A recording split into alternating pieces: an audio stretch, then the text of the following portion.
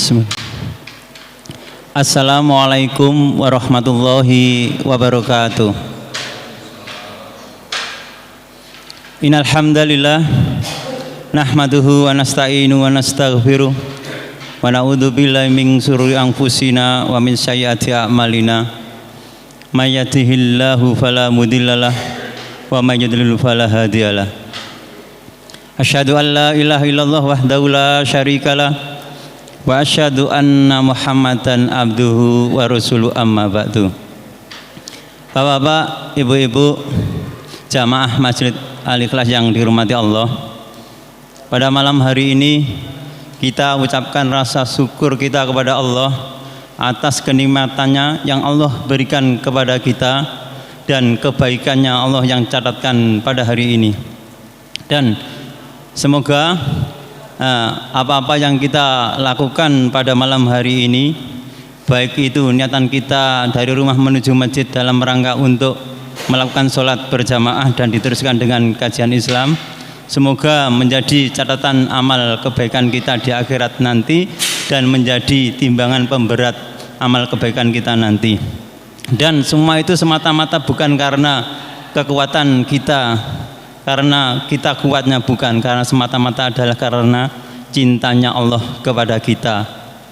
Kalaupun kita ingin melihat cintanya Allah kepada kita di dalam diri kita, paling tidak kita bisa melihat dua hal yang melekat pada seorang hamba. Yang pertama adalah kita dimudahkan dalam melakukan amal-amal kebaikan yang nanti bisa memberatkan mizan kita di akhirat nanti. Karena ada banyak orang itu punya waktu tapi sulit untuk melakukan kebaikan. Banyak waktu sulit untuk melakukan kebaikan yang menjadi pemberat amal timbangan kita di akhirat nanti. Tahu-taunya waktu habis, tahu-taunya waduh sudah berlarut malam, tapi sulit untuk melakukan amal-amal kebaikan. Yang kedua adalah difahamkan kita tentang Islam. Dulu kita tidak mengerti, akhirnya menjadi mengerti. Dulu kita tidak mengetahui, akhirnya menjadi mengetahui. Itulah bentuk rasa cintanya Allah kepada kita. Sholawat serta salam tetap tercurahkan kepada Nabiullah Rasulullah Sallallahu Alaihi Wasallam beserta keluarganya, sahabat-sahabatnya, dan orang-orang yang mengikutinya. Baik bapak-bapak dan ibu-ibu, pada malam hari ini adalah kajian tafsir yang akan disampaikan oleh Ustadz Fatih. Pada beliaunya Ustadz Fatih kami persilakan.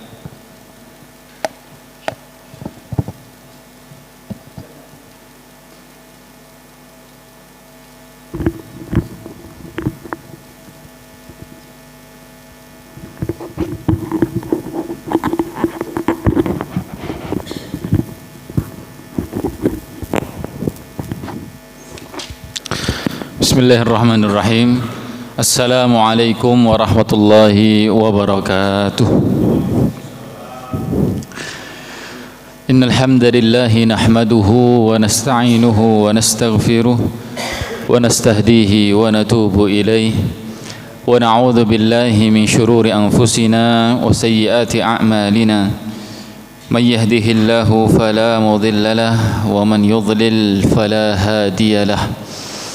أشهد أن لا إله إلا الله وحده لا شريك له وأشهد أن محمدا عبده ورسوله لا نبي ولا رسول بعده.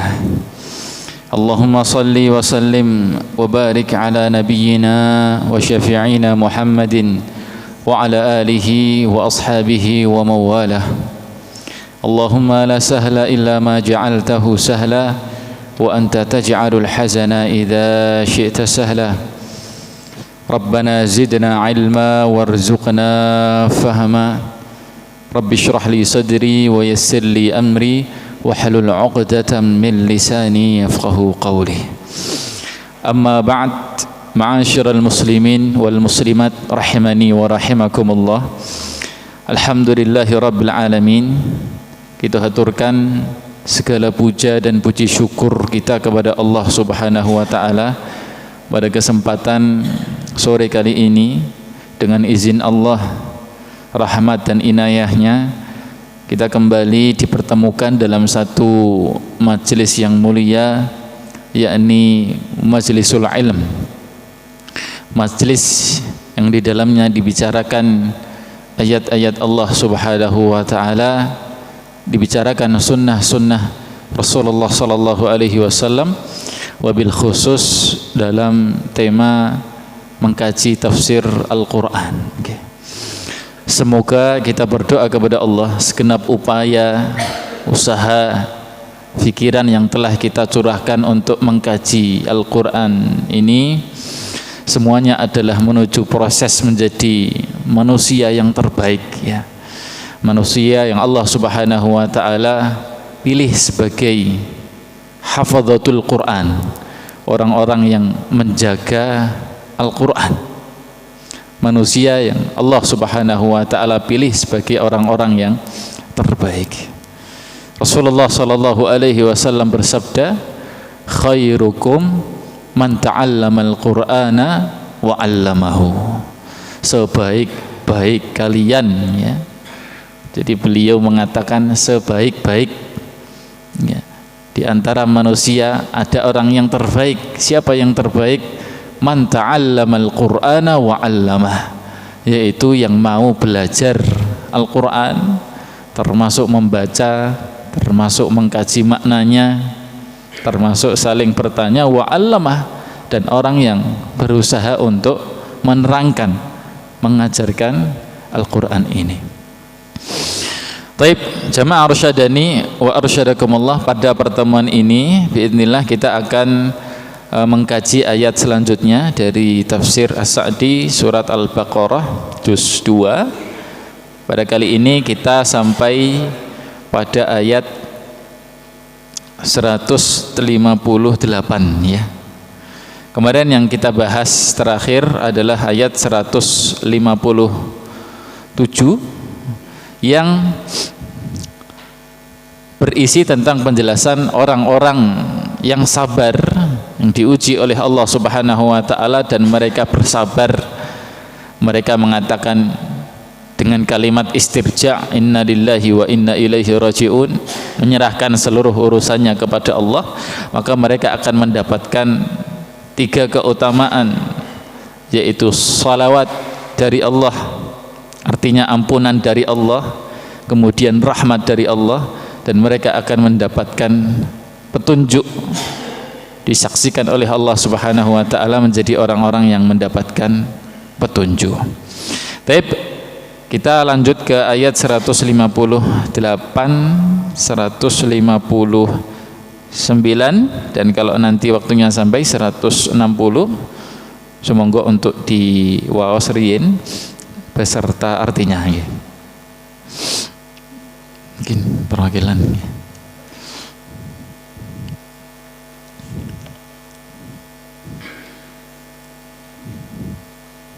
A'udzu billahi minasy syaithanir rajim.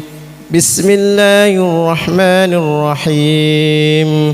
Innas safa wal marwata min sya'airillah. فمن حج البيت أو ائتمر فلا جناح عليه أن يطوف بهما ومن تطوع خيرا فإن الله شاكر عليم إن الذين يكتمون ما أنزلنا من البينات والهدى من بعد ما بيناه للناس في الكتاب أولئك يلعنهم الله ويلعنهم اللائنون. Sesungguhnya Safa dan Marwah adalah sebagian dari syiar Allah. Maka barang siapa yang beribadah haji ke Baitullah atau berumrah, maka tidak ada dosa baginya mengerjakan sa'i antara keduanya.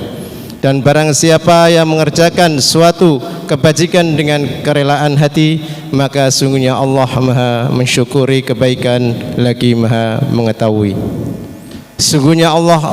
Sungguhnya orang-orang yang menyembunyikan apa yang telah kami turunkan berupa keterangan-keterangan yang jelas dan petunjuk setelah kami menerangkannya pada manusia dalam kitab Al-Quran, mereka itu dilaknati oleh Allah dan dilaknati pula oleh semua makhluk yang dapat melaknati. Ditambah satu lagi ayat. Illal ladzina tabu. Ayat 160. Bismillahirrahmanirrahim. Illal ladzina tabu fa ulaika atubu alaihim wa ana at-tawwabur rahim. Kecuali mereka yang telah bertaubat dan mengadakan perbaikan dan menerangkan kebenaran, maka terhadap mereka itulah aku menerima taubatnya, dan akulah yang maha menerima taubat lagi maha penyayang. Sadaqallahul adzim. Baik. Barakallahu lana fil Qur'anil Karim. Baik para jamaah arsyadani wa arsyadakumullah. Pada ayat ke-158 ini Allah Subhanahu wa taala menjelaskan kepada kita semua tentang salah satu atau di antara syiar-syiar Allah Subhanahu wa taala yang perlu untuk diagungkan oleh umat manusia. Di antaranya syiar Allah Subhanahu wa taala tersebut adalah yang Allah sebutkan As-Safa wal Marwah. Safa dan Marwah. Allah Subhanahu wa taala berfirman, A'udzu billahi minasyaitonir rajim. Innas Safa wal Marwata min sya'airillah. Sesungguhnya Safa dan Marwah, bukit Safa dan juga Marwah, min sya'airillah, merupakan syiar dari syiar-syiar Allah Subhanahu wa taala. Imam As-Sa'di rahimahullahu taala, beliau mengatakan dalam tafsirnya, yukhbiru ta'ala anna as-Safa wal Marwata huma ma'rufani min sya'airillah. Dalam ayat ini Allah menjelaskan bahwa Safa dan Marwah itu memang dikenal menjadi syiar Allah. Apa tafsir daripada syiar? Kata beliau, syiar itu adalah a'lami dinihi az-zahirah. Syiar itu adalah tanda yang paling nampak dalam agama, ya. A'lamu dinihi az-zahirah, tanda-tanda yang paling nampak dalam agama, yakni biasa kita sebut syiar. Makanya kalau ada acara-acara tertentu yang pengen kita nampakkan di hadapan masyarakat, biasanya kita syiarkan gitu. Ya, ada syiar tahfidz, ada syiar Quran, ya, ada siaran, ya. Oh, di bahasa Indonesia jadi siaran, ya, bahasa serapan dari bahasa Arab, siaran. Ya, karena memang ditampakkan begitu. Nah, dalam agama Allah Subhanahu wa taala ini ada hal-hal yang ditampakkan oleh Allah menjadi ciri daripada agama itu, ciri daripada agama Islam. Di antaranya adalah Safa dan Marwah. Kenapa? Karena dalam sejarahnya memang Safa dan Marwah ini membekaskan kepada umat manusia, terutama orang-orang Islam, tentang perjuangan istri daripada Nabi Ibrahim alaihissalam, yakni Hajar alaihissalam, dalam membina, dalam berkorban, dalam berjuang fisabilillah, ditinggal oleh Nabi Ibrahim alaihissalam. Di situ dia merawat Ismail, mencari sana sini, ya, yang kita tidak perlu lagi mengungkap kisahnya, semuanya sudah tahu. Sehingga sejak zaman tersebut, ya, agama tauhid di antara syiarnya adalah Safa dan Marwah, sampai jadi rangkaian daripada haji dan umroh, ada namanya sa'i, ya. Makanya Allah Subhanahu wa taala firmankan setelahnya, faman hajjal baita aw i'tamara fala junaha alaihi ayyatawafa bihima. Barang siapa yang melakukan haji ke Baitullah atau melakukan umrah, fala junaha alaihi ayyatawafa bihima, maka tidak mengapa baginya, tidak ada dosa baginya, ya, tidak ada sesuatu yang buruk baginya, ayyatawafa bihima, jika dia melakukan sa'i, ya. Tawaf di sini maksudnya adalah bukan tawaf mengelilingi Ka'bah, bukan, akan tetapi melakukan sa'i, ya, antara Safa dan Marwah. Jamaah arsyadani wa arsyadakumullah, kita lanjut dulu di syairillah, ya. Syiar termasuk dari syiar-syiar Allah Subhanahu wa taala. Imam As-Sa'di rahimahullah mengatakan, a'lami dinihi adh-dhahirah allati ta'abbadallahu biha ibaduhu. Safa dan Marwa merupakan syiar Allah yang mana dengan syiar-syiar ini seorang hamba beribadah kepada Allah Subhanahu wa taala. Wa idza kana min syairillah, kalau memang Safa dan Marwa itu termasuk dari syiar Allah, tanda-tanda agung dalam agama ini, faqad amarallahu bi ta'zimi sya'airih, maka itu menandakan bahwasanya hamba Allah ini dituntut untuk mengagungkan syiar Allah tersebut. Ketika Allah Subhanahu wa taala mengatakan Safa dan Marwa adalah syiar agama, berarti itu menunjukkan makna bahwasanya umat Islam dituntut untuk mengagungkan syiar Allah tersebut. Kenapa? Karena dalam surat Al-Hajj Allah Subhanahu wa taala mengatakan, "Wa man yu'azzim sya'airallahi fa innaha min taqwal qulub." Barang siapa yang mengagungkan syiar Allah, termasuk di antaranya Safa dan Marwa, di antaranya adalah Ka'bah, di antaranya adalah masjid, fa innaha min taqwalil qulub, maka hal itu, pengagungannya terhadap syiar Allah itu adalah termasuk ketakwaan hati. Nah, niki takwa niku wajib napa mboten? Takwa niku wajib. Takwa niku wajib. Nah, mengagungkan syiar termasuk ketakwaan, berarti mengagungkan syiar Allah Subhanahu wa taala adalah sesuatu yang lazim, kewajiban, keharusan. Sesuatu yang harus, ya. Nah, jamaah arsyadani wa arsyadakumullah, di sini kita pentingnya, ya, untuk mengagungkan syiar-syiar Allah, ya. Di antaranya Safa dan Marwah maupun syiar Allah yang lain. Termasuk di antara syiar ini adalah Al-Qur'an, ya, tilawatul Qur'an.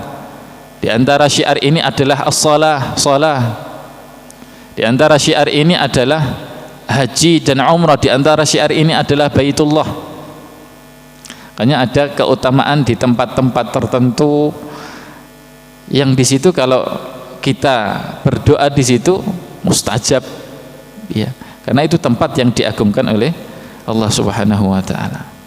Faman hajjal baita aw i'tamara, barang siapa yang melakukan haji atau umrah,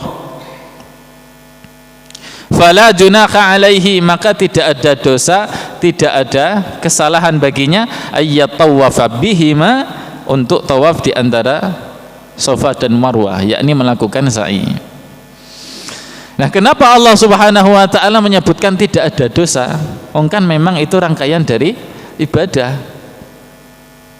Kenapa Allah Subhanahu wa taala kok mengatakan enggak dosa jika melakukan sa'i ketika haji dan umrah? Nah, ini ternyata kalau dilihat dalam sejarah, dulu di zaman Rasulullah sallallahu alaihi wasallam itu orang-orang Muslim ini ketika mereka masuk Islam, ketika mau melaksanakan haji dan umrah, mereka ragu-ragu untuk melaksanakan sa'i. Kenapa ragu-ragu? Karena ternyata di zaman jahiliyah antara Safa dan Marwah ini diletakkan berbagai macam berhala. Gitu. Sampai banyak sekali ceritanya berhala ini diletakkan antara Safa dan Marwah situ. Dan disitulah orang-orang musyrik melakukan kesyirikan mereka. Sehingga orang-orang muslim mau melaksanakan sa'i di situ ragu-ragu, takut ini salah karena meneruskan adat jahiliyah di situ. Gitu. Makanya Imam As-Sa'di mengatakan hadza daf'un liwahmi man tawahhama wa taharraja minal muslimin 'anit tawaf bainahuma. Ini itu penjelasan dari Allah yang menerangkan bahwasanya tidak ada dosa untuk orang-orang muslim yang khawatir melakukan tawaf atau sa'i antara keduanya itu. Kenapa? Likaunihima fil jahiliyah ta'abbada indahumal asnam. Karena di zaman jahiliyah itu orang-orang musyrik beribadah antara Safa dan Marwah itu terhadap berhala-berhala mereka, ya. berhala mereka. Fanafa ta'ala al-junah, maka Allah subhanahu wa ta'ala menjelaskan bahwasanya tidak ada dosa, tidak ada kesalahannya. Bukan berarti sa'i ini nggak wajib, ya. Kan kalau dalam nusuk atau manasik, sa'i adalah rangkaian yang wajib dilakukan, kan gitu, baik dalam haji maupun dalam umroh, tidak boleh ditinggalkan, lazimun. Nah, Allah subhanahu wa ta'ala itu bukan mengatakan tidak ada dosa, maksudnya boleh-boleh saja, enggak, tapi ini untuk menangkal agar mereka enggak khawatir begitu, ya tetap kewajiban, tapi untuk menghilangkan kekhawatiran mereka bahwasanya itu dosa. Nah, Imam As-Sa'di berkata wa dalla taqiduna fil jinah fi man tatawwa fihima annahu la yatatawwa bis-sa'yi mufradan.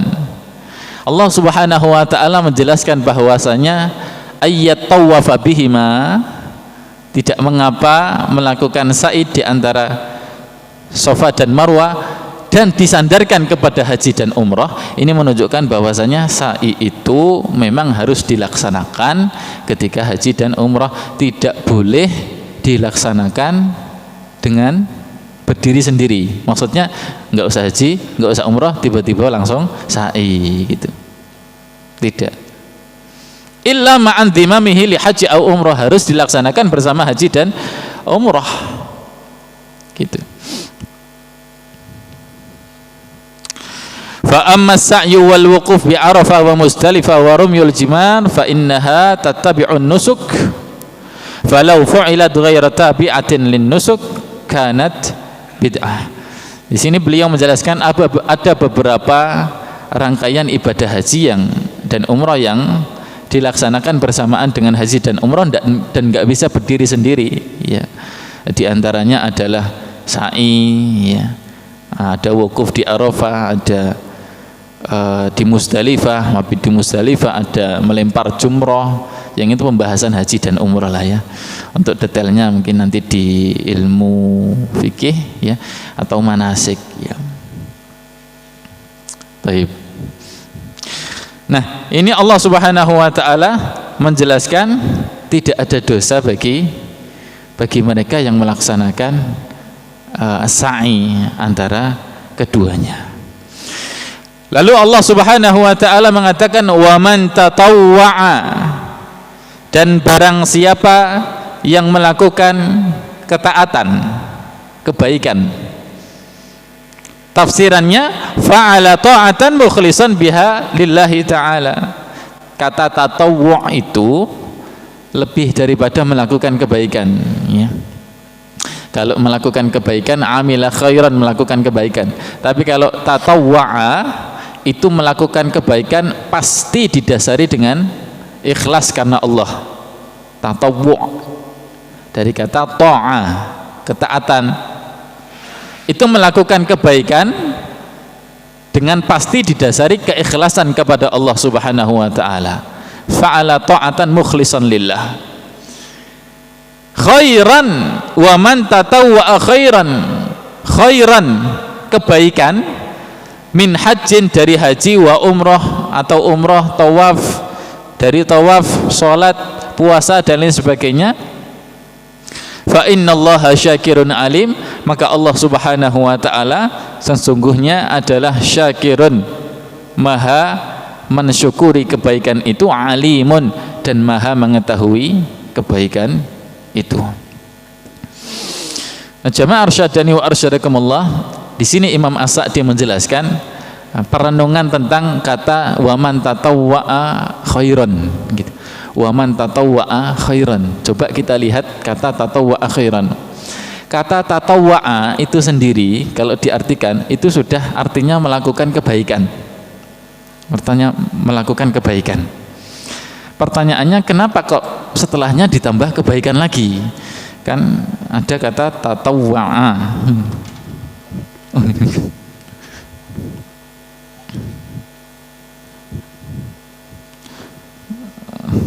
Waman tatawwa'a. Nah, di sini ada khairan ini. Tatawwa'a khairan. Kata tatawwa'a sendiri saja, berdiri sendiri, itu sudah artinya melakukan ketaatan. Kebaikan masuk dalam ketaatan itu. Ya. Kenapa akhirnya ditambah khairan begitu? Kok kebaikan lagi? Gitu. Nah, di sini ada beberapa hikmah. Ya, di sini ada beberapa hikmah. Di antaranya yang disebutkan Imam As-Sa'di rahimahullah adalah fadalla hadza ala annahu kullama izdadal abdu min ta'atillah izdada khairuhu. Hikmah yang pertama adalah ketika seseorang hamba melakukan ketaatan kepada Allah, semakin lama dia melakukan ketaatan kepada Allah, maka semakin bertambah pula dia kebaikannya. Semakin seorang hamba bertambah ketaatan, maka di antara buah ketaatan itu adalah timbul ketaatan, kebaikan setelahnya. Ini yang pertama. Jadi inna min thawabil hasanah al hasanatu ba'daha. Kalau kita melakukan kebaikan, mesti kebaikan itu berbuah kebaikan selanjutnya. Contoh paling sering disiarkan oleh para pendakwah, kalau kita puasa Ramadan, itu kan ketaatan. 30 hari digembleng puasa Ramadan. Apa kata Allah Subhanahu wa taala? La'allakum tattaqun. Setelah puasa Ramadan itu kalau benar-benar diseriusi, maka akan melahirkan ketakwaan. Ketakwaan itu termasuk khairan. Buah daripada ketaatan melahirkan ketakwaan. Kita sholat, misalkan sholat, kalau kita benar-benar seriusi dari sunnah-sunnahnya, wudhu, kewajiban wudhu, sunnah wudhu, seriusi dari awal sampai akhir, ya, sampai salam kita serius, ini kan melakukan ketaatan, tatawwa, melakukan ketaatan dengan ikhlas betul-betul. Buahnya apa? Buahnya setelah itu kita semakin dekat dengan Allah, semakin khusyuk, semakin terhindar dari maksiat, tanha anil fakhsya'i wal munkar gitu. Makanya saya dulu teringat ya, ada salah satu ustadz, ini selingan saja, ketika saya di Solo itu, kita waktu itu satu mobil itu salah satu ustadz ini cerita kepada saya, beliau sudah senior, kemudian saya tanya, diskusi waktu itu. Beliau ingin terhindar dari satu kebiasaan yang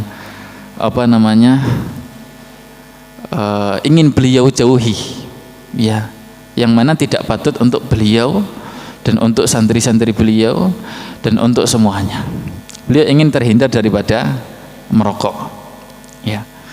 Nah, beliau cerita bagaimana perjuangan dia. Zaman-zaman dulu kan kadang biasa orang masuk musola, kiai-kiai dulu itu ngajar sambil ini rokokan. Iya, saya temukan sendiri di Sedayu juga ada gitu. Nah, ini bercerita ketika bulan Ramadan dijadikan momen, pokoknya ini saya harus bisa. Intinya ada keinginan dulu, saya harus bisa untuk menghindari hal ini. Akhirnya apa? Dia mengambil momen ketika puasa Ramadan. Puasa Ramadan ini kan nggak boleh dari subuh sampai tenggelam. Oke, kalau siang ini nggak boleh, coba malam akan saya tahan. Kan siang bisa, biasanya orang bisa puasa nahan. Kalau siang nggak boleh, coba malam akan saya tahan. 1 hari dia tahan. Ya. Dari maghrib sampai subuh, loh hari pertama kok bisa gitu.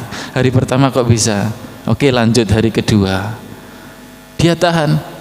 Dia punya keinginan tapi dia tahan. Kalau dari subuh sampai maghrib saja yang nggak boleh makan, nggak boleh minum, saya bisa nahan.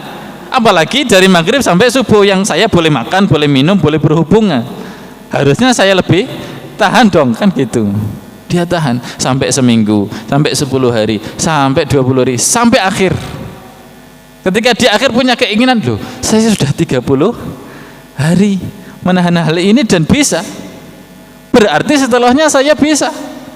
Seterusnya saya enggak puasa, akhirnya sudah lepas gitu. Lepas dengan tadi etika tadi ya. Ini ya kasarannya umum ya, kasarannya umum, bukan dalam arti kajian haji dan umrah. Faman tatawwa'a, barang siapa yang melakukan ketaatan khairan, maka dia akan mendapatkan buah daripada ketaatan itu. Sami kali kita.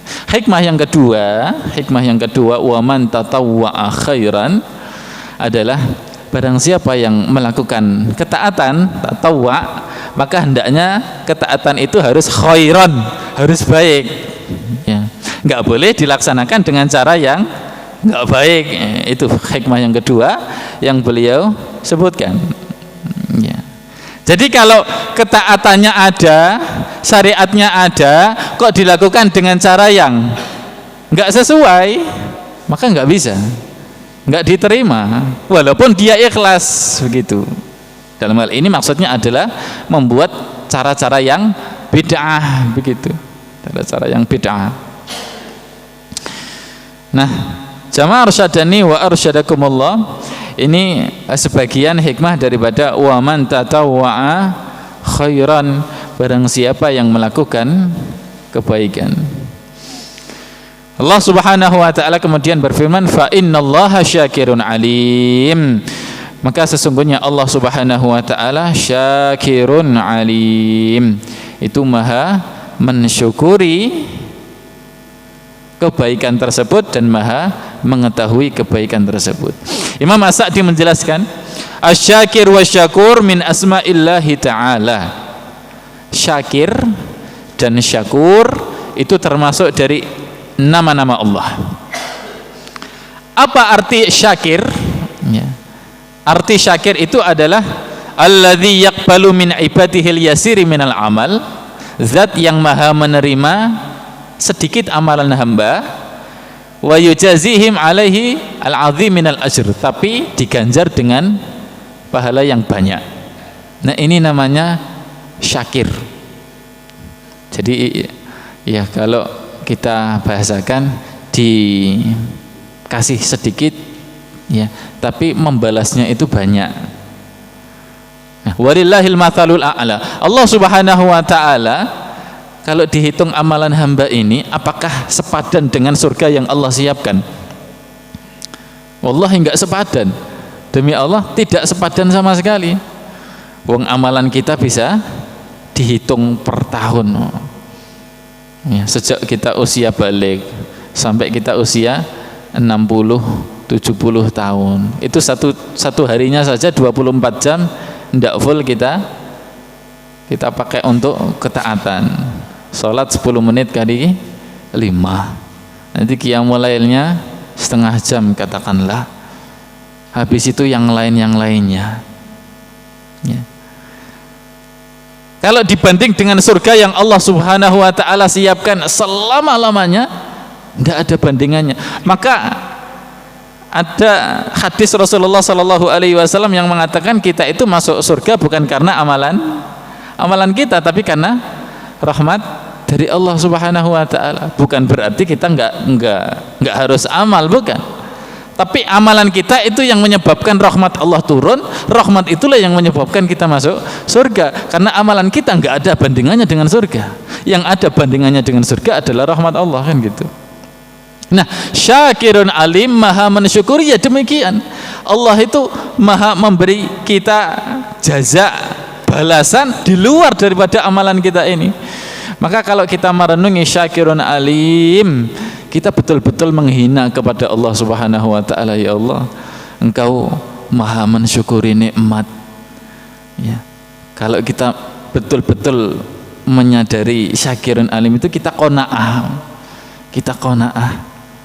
Apa yang Allah berikan, takdirkan kepada kita, ya kita terima. Kenapa? Nikmat Allah itu jauh daripada yang kita minta. Syakirun alim.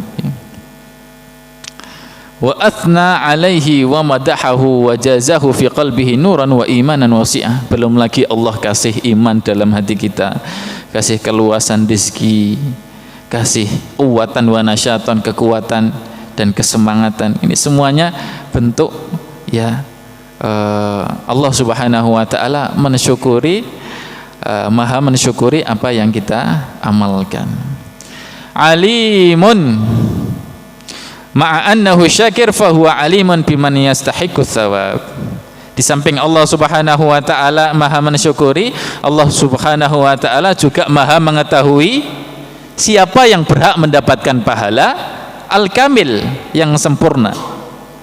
Bihasbi niyatihi wa imanihi wa taqwahu, dan itu tentu sesuai dengan kualitas iman, niat dan ketakwaannya.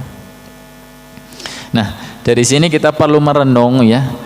Kalau merenungi asma Allah alimun, sebelumnya ada kata faman tatawwa'a khairan, ya, barang siapa yang melakukan ketaatan maka Allah itu maha mengetahui. Berarti kita perlu merenung, sekecil apapun ketaatan kita kepada Allah, tanamkan baik-baik, Allah maha mengawasi. Sekecil apapun tatawwu' kita, kebaikan kita, Allah maha mengetahui. Kalau kita sadar Allah mengetahui, maka sudah kita tanamkan, kita berharap pahala.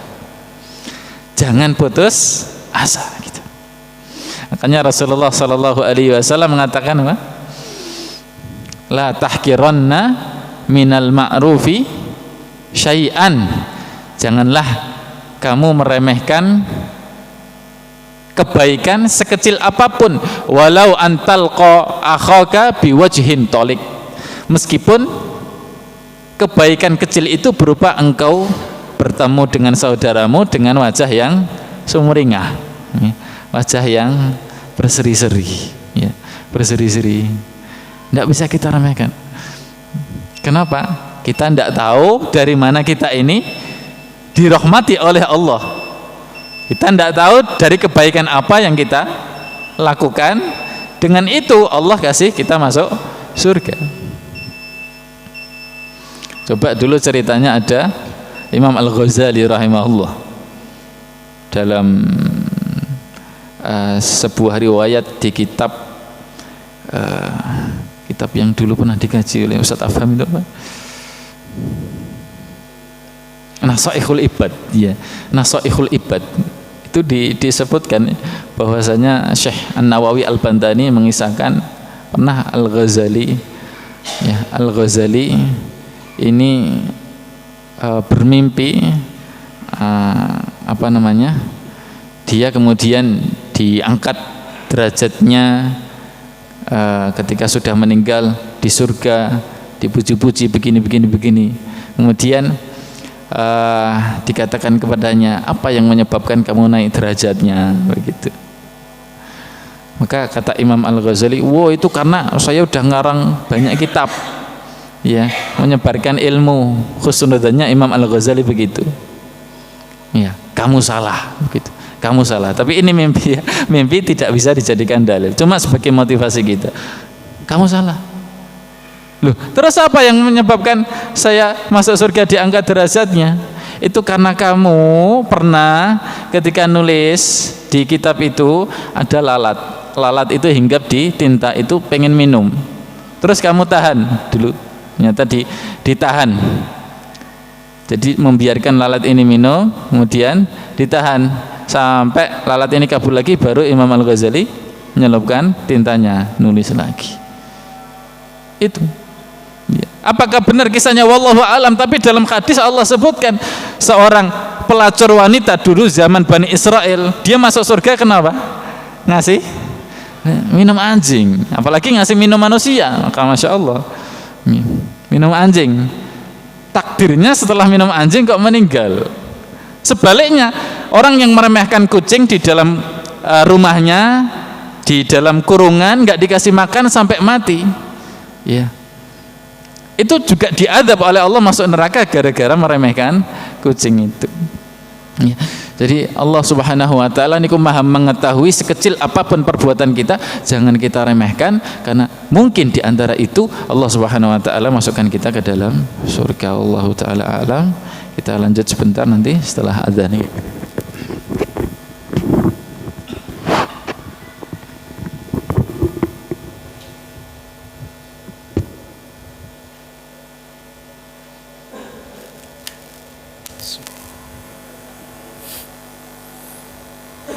Allahu Akbar,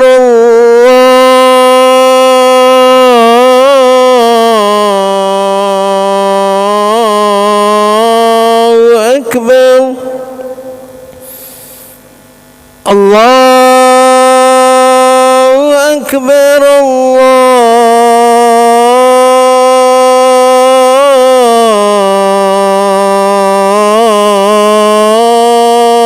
Akbar, أشهد أن لا إله إلا الله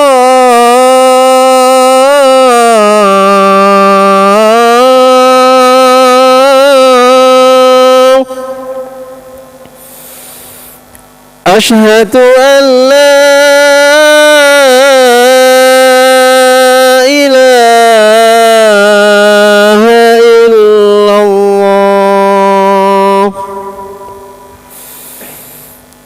أشهد أن محمدا رسول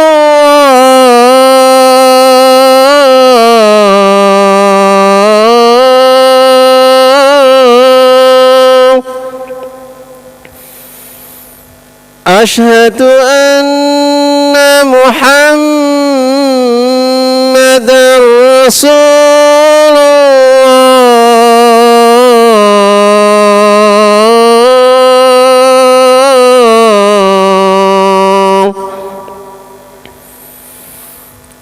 حي على الصلاة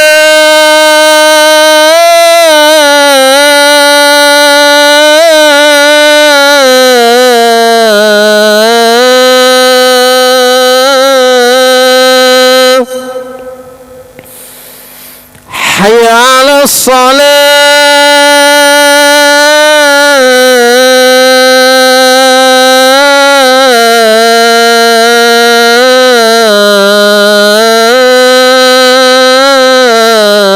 الصلاة حي على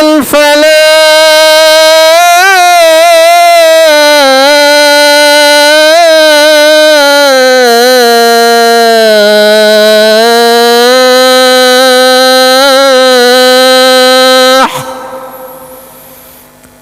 حي على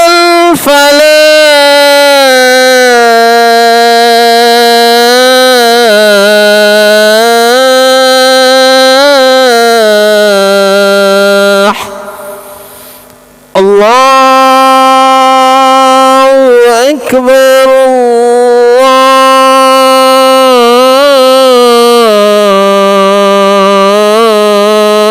الله أكبر لا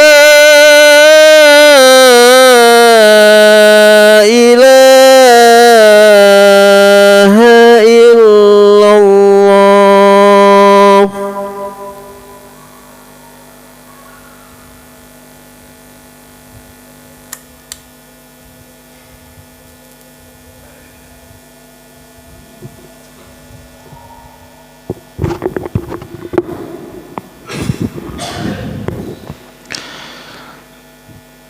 Baik, kita lanjutkan satu ayat lagi ya.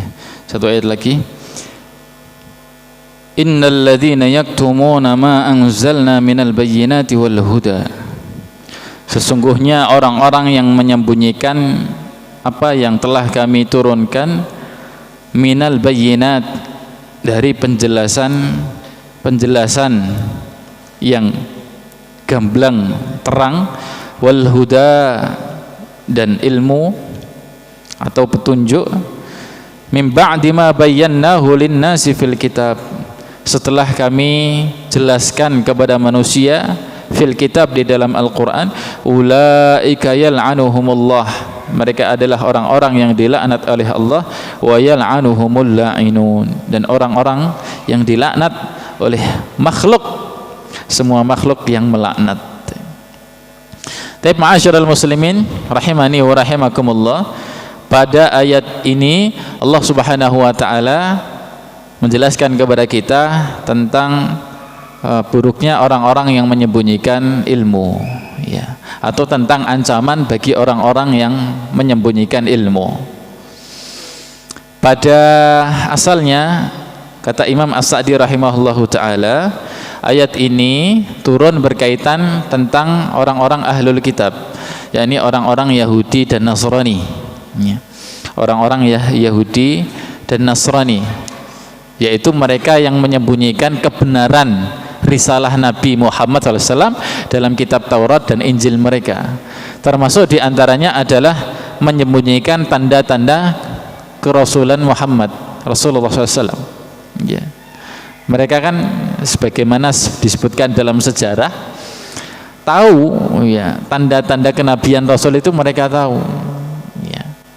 Bahkan fisik Rasulullah SAW sendiri mereka sudah mengenalnya dari kitab-kitab mereka. Makanya di antara orang-orang Yahudi dan Nasrani yang mereka jujur, ya mereka akan benar-benar langsung masuk Islam dengan tanda-tanda tersebut ya.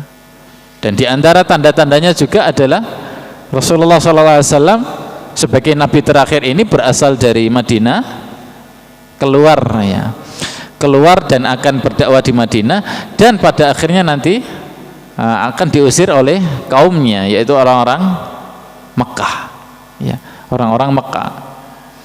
Dulu ketika Nabi SAW itu mendapatkan wahyu Iqra bismi rabbikal ladzi khalaq, beliau kan menggigil gitu ya, didekap, menggigil, berkata kepada Khadijah, zammiluni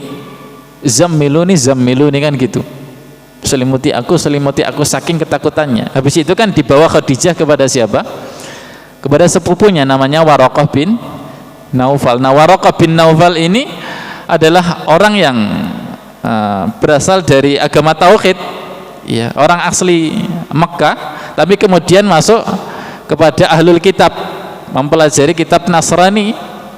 Waktu itu belum ada ajaran Islam. Kenapa di situ ajaran tauhid diselewengkan oleh orang-orang musyrik? Dia baca Alkitab, dia baca Injil. Ketika Khadijah membawa kepada beliau yang sudah buta itu, akhirnya beliau mengatakan, Waraqah bin Naufal ini, wahai Muhammad, sesungguhnya engkau dengan risalahmu ini akan diusir oleh kaummu, Nah, dari mana dia mengetahui akan diusir oleh kaumnya? Dari kitab mereka ya. Kitab mereka, kitab Injil yang dia pelajari karena dia ulamanya ahlul kitab ya. Makanya Nabi SAW mengatakan kepada para sahabat, Waraqah bin Naufal itu nanti ada di surga ya. Belum mendapatkan syariat apapun, tapi sudah dikatakan Nabi di surga nanti karena sudah dianggap masuk Islam ya, menerima dakwah Nabi SAW, menerima risalah Nabi SAW. Nah, ini orang-orang, aslinya ayat ini berbicara tentang ahlul kitab, orang-orang yang menyembunyikan kenabian Rasulullah SAW. Tapi Imam As-Sa'di kemudian mengatakan, fa inna hukmaha 'amun likulli man ittasafa bikitmani ma anzalallah. Meskipun ayat ini turun kepada ahlul kitab, tapi secara hukum ayat ini berlaku kepada semua orang yang mempunyai sifat sama dengan ahlul kitab. Apa sifatnya? Bikitmani ma anzalallah, yaitu menyembunyikan apa yang Allah turunkan. Minal bayyinat maksudnya adalah ad-dalat 'alal haq, petunjuk-petunjuk kebenaran. Wal huda maksudnya adalah al-ilmu, yaitu ilmu allati tuqsalu bihil hidayah, yang dengan ilmu itu seorang bisa mendapatkan hidayah, yakni agama Islam ya. Makanya kita pernah singgung satu hadis ya tentang ancaman orang yang menyembunyikan ilmu, yaitu sabda Rasulullah sallallahu alaihi wasallam, man su'ila al ilmin, siapa yang ditanya tentang satu ilmu, fakatamahu, lalu dia sembunyikan ilmu itu, uljima yaumal qiyamati bilijamin minan nar, maka pada hari kiamat akan diikat mulutnya itu dengan tali kekang dari neraka ya. Tali kekang dari neraka. Kenapa? Sebagai balasan dia mengikat mulutnya untuk tidak mengatakan kebenaran atau ilmu. Nah, ilmu ini diartikan oleh para ulama ilmu agama ya. Ilmu agama, ilmu yang bisa menunjukkan seseorang pada hidayah, termasuk ilmu tentang tata cara sholat, tata cara puasa. Kok ada kita di antara kita yang ditanya gimana tata caranya sholat ya, kemudian dia nggak mau ngajari ya, ini terjerumus pada kitmanul ilm, menyembunyikan ilmu gitu, menyembunyikan ilmu. Nah, beda lagi ya mungkin kalau menunda penjelasan ya. Kan biasanya kadang seorang pengajar itu ada muridnya tanya, Ustadz, terutama bab nahwu misalnya, Ustadz maf'ul bih itu apa? Padahal dia belum belajar tentang fa'il. Ya Ustadznya jawab, ya itu nanti ya bukan depan, belum waktunya. Atau sekelas SMP baru belajar bab toharat, tanya tentang haid misalkan, ya itu nanti begitu. Atau baru belajar tafsir ini, tanya Ustadz sabab nuzulnya surat At-Tolak apa Ustadz? Surat At-Tolak, ya enggak tak jawab.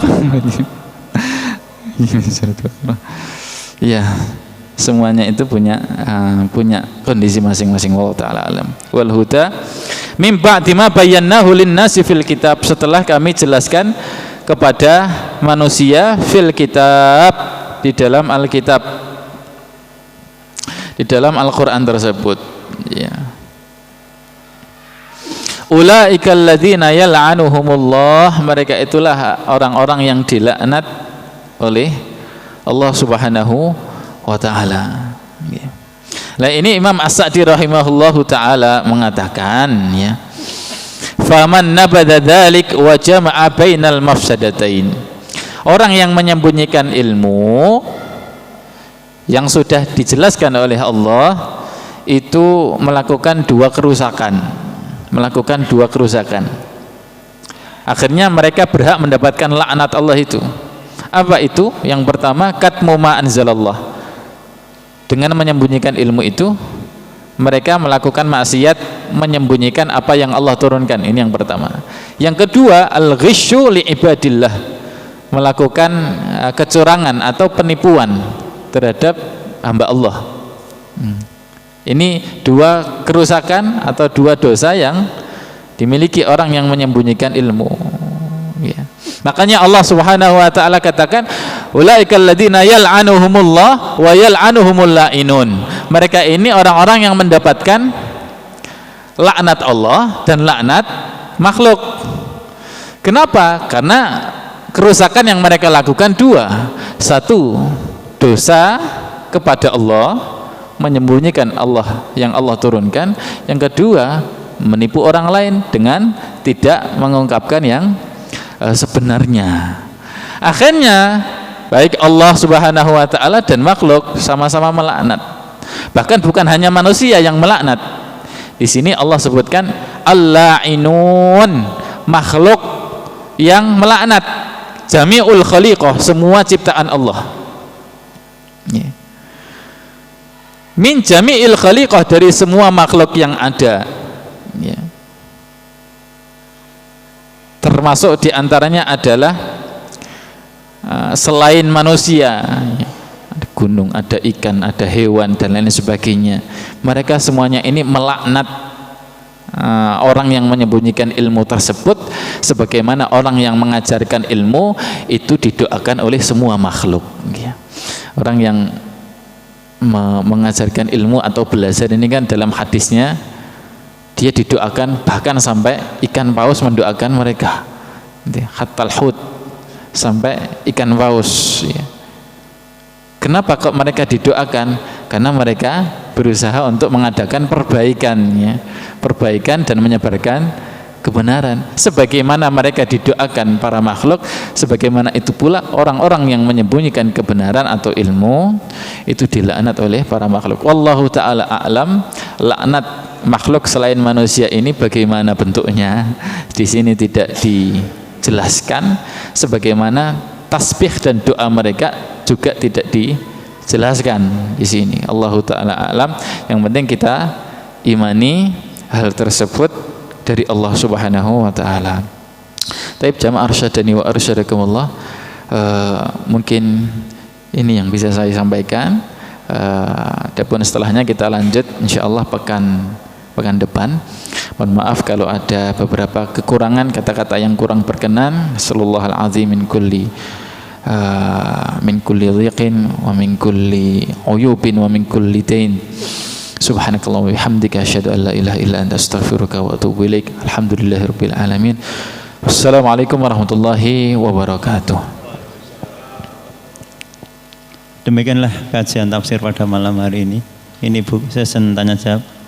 Barangkali dalam pemaparan tadi kurang paham bisa ditanyakan.